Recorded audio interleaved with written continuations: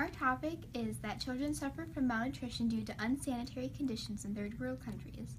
Our thesis is UNICEF, also known as the United Nations Children Fund, needs to focus their attention more on the children who suffer from malnutrition and make sure they are publicized the urgency in order to make a bigger impact on the children who are suffering from these and sick due to their living conditions, because every child deserves a chance to be healthy in a safe environment.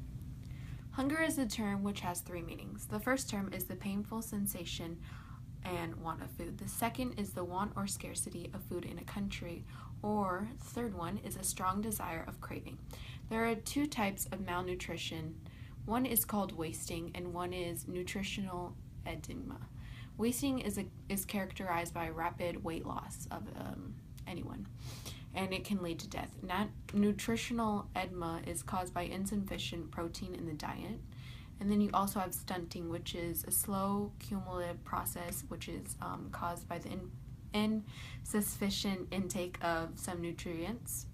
And this affects 161 million children worldwide. There's about 795 million people which face undernourishment. Asia is home to 2 out of 3 of the world's unnourished people. And then you also have the Saharan region in Africa, which is 1 in 4 people remain undernourished. And this is the highest region in the world. We also have the largest toll in terms of number of people, which is in Southern Asia. This is an estimate of 276 million people. Children are the most visible victims of undernourishment. And this includes fetal growth restriction, stunting, wasting, and deficiencies of vitamin A and zinc, along with other issues. 3.1 million children die annually from malnutrition each year.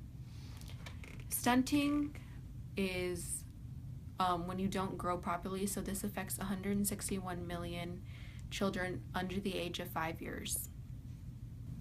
Wasting is another cause of malnutrition, and what this means is when someone is under the weight that they need to be at.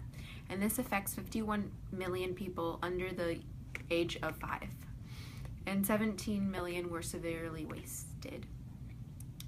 Approximately 2/3 of all wasted children live in Asia, and almost 1/3 live in Africa, with similar proportions to one another. One of the other important things when it comes to eating food is micronutrients, and what micronutrients means is eating vitamins and minerals, and that they are important for your health. And there are 3 very important micronutrient deficiencies in terms of health consequences for people who are living in the developing countries that we. And without iron in your body, what it does is it leads to physical impairment. It helps cognitive development, and it can also increase the risk of morbidity in children. Another one is vitamin A, and vitamin A deficiency can cause night blindness and reduces the body's resistance to disease.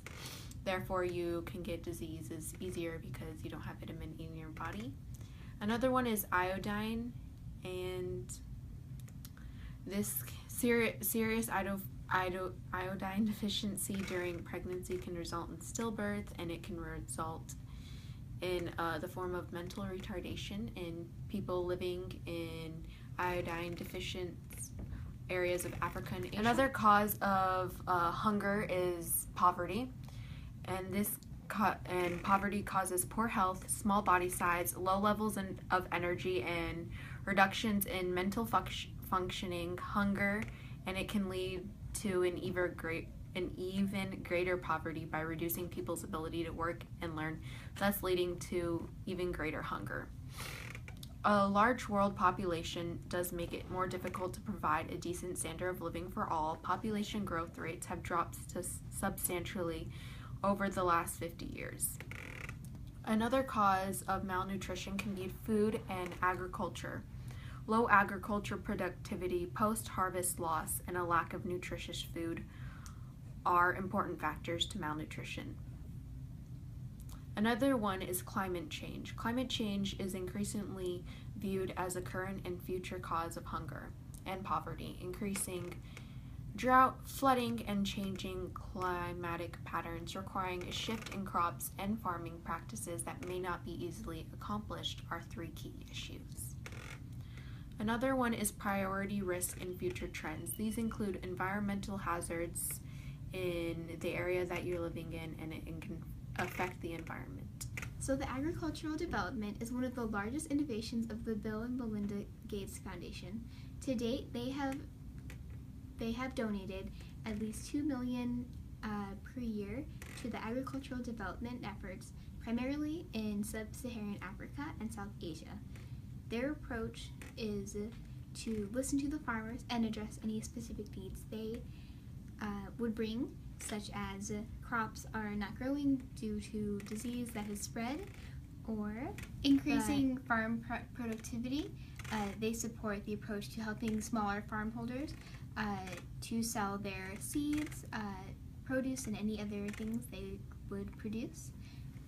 They also foster sustainable agricultural practices, such as rotating their crops and not overworking one section of the soil too much, as well as achieving greater impact with partners. So they make good communication lines and strategize for a more effective way With the help farming. of the agricultural development and the United Nations Children's Fund, these children will be able to have a chance to live a full life by making sure they have food on their table that is healthy from extra intake from the farms, and they will also have clean water and other sanitary needs to make sure that no disease is spread by foodborne illness or any other viruses that could be passed on.